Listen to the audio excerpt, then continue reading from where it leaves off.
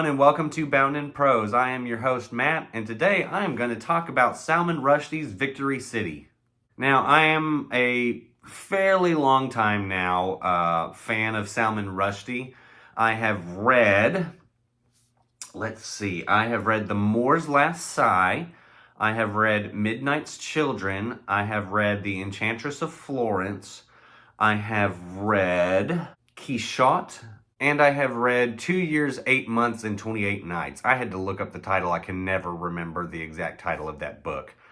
But yes, so I have read quite a bit of Salman Rushdie, and so whenever this new one came out, as soon as I saw it, I had to grab it and get my own copy. So Salman Rushdie as an author is one of my favorite wordsmiths. I think that his prose is absolutely stunning, and like I have said in my top 10 books video, that reading The Moor's Last Sigh was one of those moments in my reading journey where I fell in love again with the English language, where I remembered how beautiful the English language can be.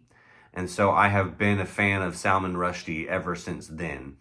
I do think that Salman Rushdie, his career, he has obviously written some very well-known books and some very galvanizing works, but I feel like his more recent pieces are not quite on the same level as his earlier works, which is fine. I mean, you write Midnight's Children, which is considered one of the best books of the past 50 years.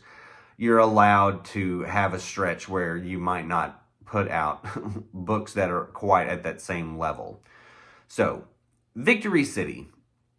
Victory City follows the story of this empire, and I'm just going to go ahead and ask for forgiveness for my pronunciation of these names. I am not an expert in the pronunciation of these like Indian words.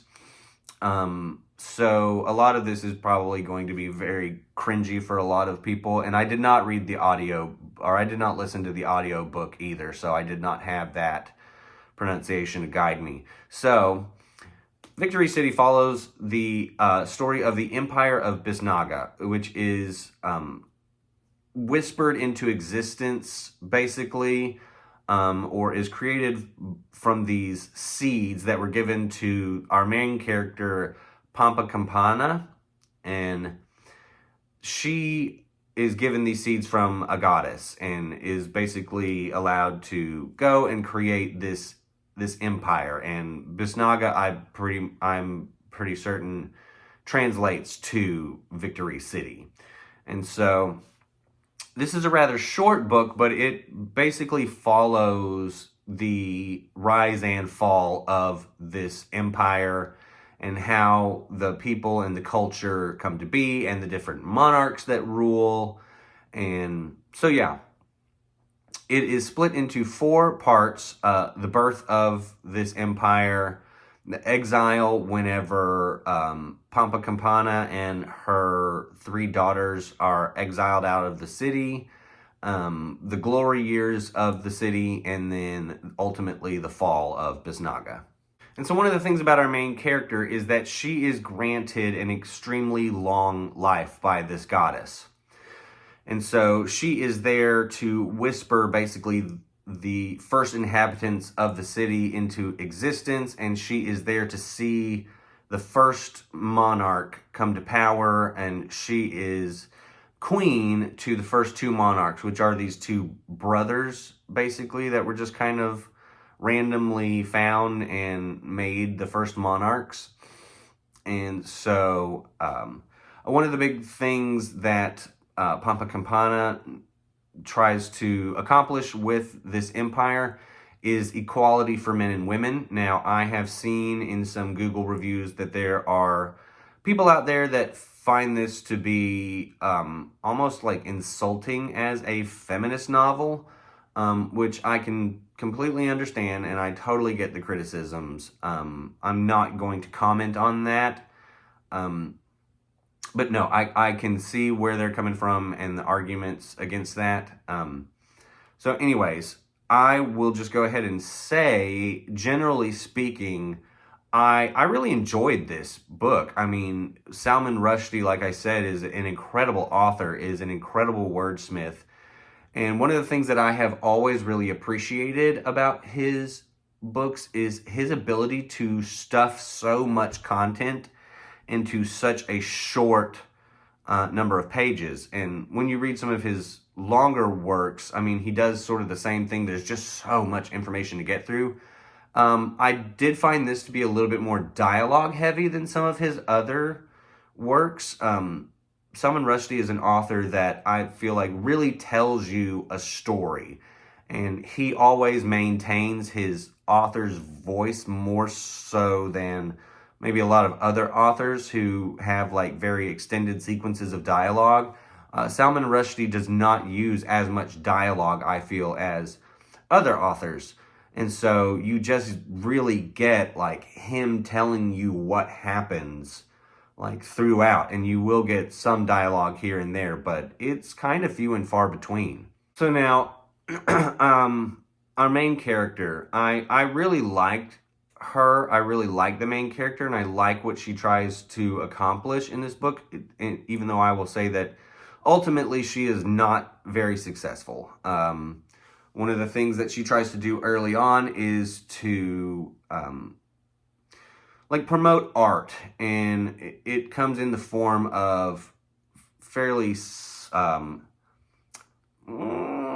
do I put this? Not necessarily risque, but using a lot of like statues and things, and kind of putting like nudity in the face of the culture of this city, and it doesn't go over quite that well. There is a philosopher or a religious zealot that kind of works against her for a lot of the book, and so some of this is talking about like the secular versus religious cultures and how they have different opinions and thoughts on, you know, what the city needs and what the city needs to believe and which gods to worship. And it goes through, you know, like different revolutions and things of that sort.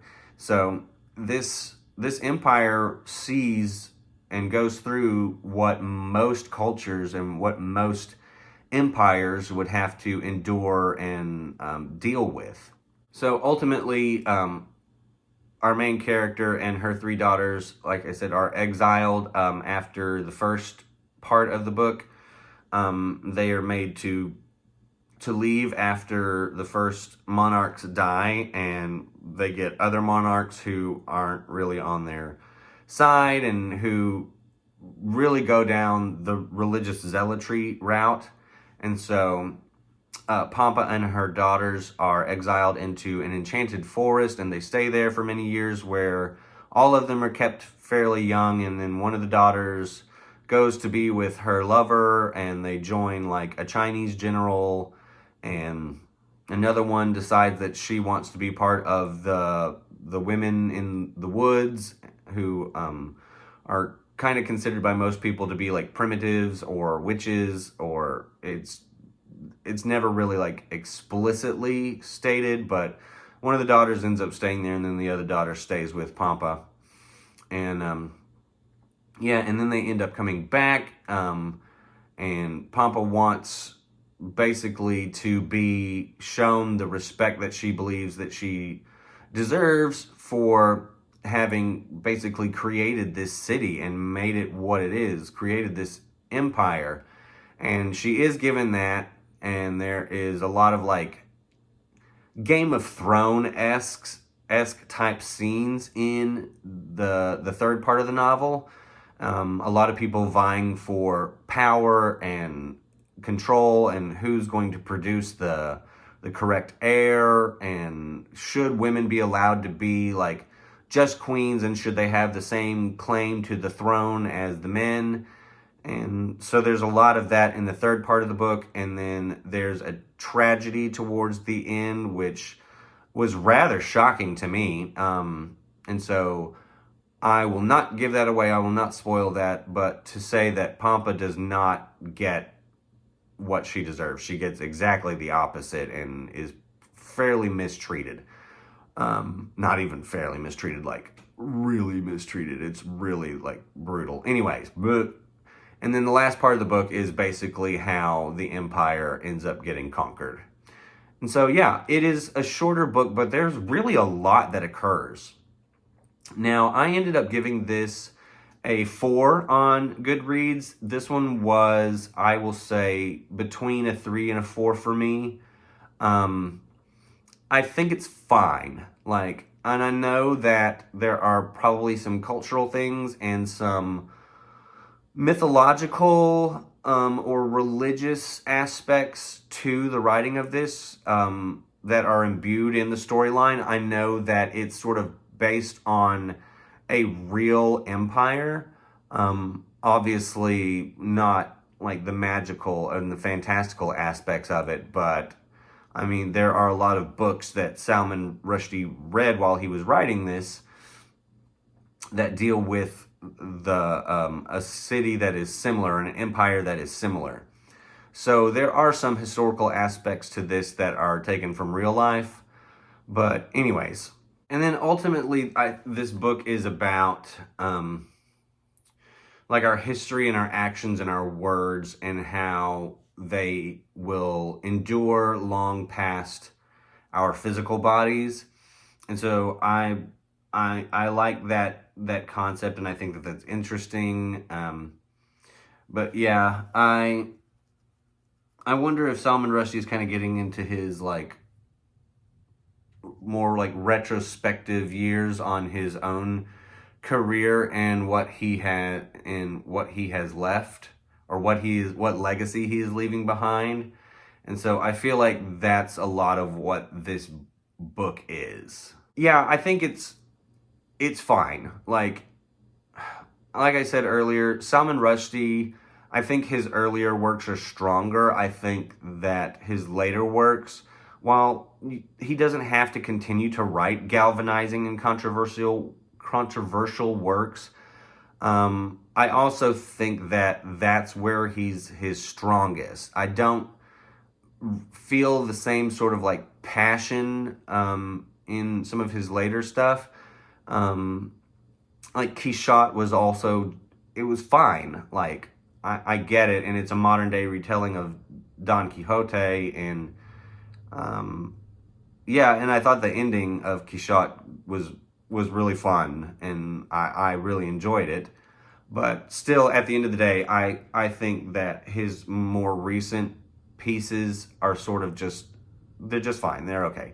But I gave it a 4-star on Goodreads because even though at the end of the day, I didn't like feel like this really had anything like crazy to say, or really anything to have a lot of discussion over. I mean, I guess like getting into like this as a lackluster, I'll say, that's pretty forgiving, like feminist piece of work, which I don't even think some people would say it's lackluster. I think a lot of people would say it's pretty pitiful when viewed from that lens. But I just feel like it's just an interesting story. And it is very well like written. I mean, Salman Rushdie's prose is beautiful as always. But I did find myself like engaged through the whole book. I did find myself like, I'd be 15 pages into a chapter and I would feel like I hadn't spent any time at all in that chapter. I mean, I was absolutely absorbed. So if you're going to pick up this book, yeah, it won't take you a long time. If you've read any Salman Rushdie, like, you're going to get that type of writing. You're going to get Salman Rushdie's style of writing, his beautiful prose, and a story that almost reads like a myth. Like you're reading, I don't want to say like Grimm's fairy tales, but just that sort of like mythological, folklorish type of book. And so I enjoyed myself, and that's why I ended up giving it 4 stars. It obviously has its issues, and I think, you know, I could take it down to 3 and still be okay with that rating. It's somewhere in there for me. Like, it's just fine. It's fine. I mean, I'm glad I bought it. I'm glad I have a copy of it. I'm glad I read it, and I will probably reread it again someday. I mean, so if that's telling you anything, like, it's worth picking up. It's worth picking up and reading, and yeah, I think that, you know, there's a lot to appreciate here. And some people might disagree with me on that, and that's okay. But yeah, I picked it up and I read like the first 80 pages before like I got my new job, and I enjoyed those first 80 pages, and then I kind of took a break from it for a while and was just not doing any reading. Then I picked it back up and I blew through the rest of it in like a day and a half. So, I mean, yeah, it's a good book. I don't even want to say like it's fine, because that's kind of undercutting it a bit. But it's a good book. It's not something that I'm going to sit here and just be like, oh my gosh, like this totally has changed my perspective on reading. This is one of the books that'll stick with me for the rest of my life. No, not quite that, but it's worth a read. So that's going to do it for this week, folks. Thank you for joining me. I am really looking forward to my TBR for 2024. If you've seen my video that I did previously about what I want to read in 2024, there's a lot of fun stuff coming up, and I hope you'll join me for some of that. So if you've read Victory City, please leave me a comment. What did you think? And then if you like what you've been seeing from my channel, go ahead and subscribe and like this video and stay tuned. And so I think next we're going to go into a little bit of fantasy and talk about Realm of the Elderlings. And so we will see, but then I have a lot of other stuff that I want to talk about. Obviously, so many books, so little time. But I really appreciate you all. Thank you for joining me. Thank you for all of the support, and we'll talk to you again soon. Happy reading, everyone.